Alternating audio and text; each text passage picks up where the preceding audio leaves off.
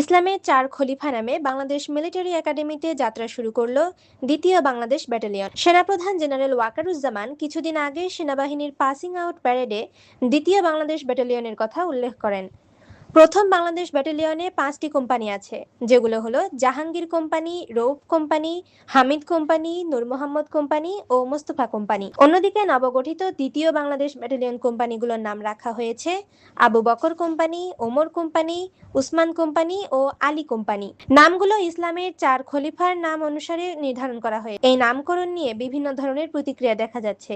কেউ এটিকে ঐতিহাসিক ও ধর্মীয় ঐতিহ্যের প্রতিফলন হিসেবে দেখছেন, আবার কেউ ভিন্ন মত পোষণ করছেন। বাংলাদেশ মিলিটারি একাডেমি চট্টগ্রামের ভাটিয়ারীতে অবস্থিত বাংলাদেশ সেনাবাহিনীর অফিসার ক্যাডেটদের মূল প্রশিক্ষণ কেন্দ্র।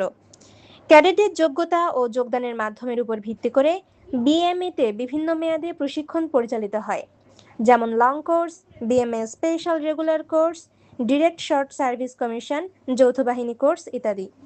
সামরিক কলাকৌশল ও নেতৃত্বের পাশাপাশি ক্যাডেটদের শারীরিক ও মানসিক সক্ষমতা বাড়াতে একাডেমিতে আধুনিক সুযোগ সুবিধা রয়েছে।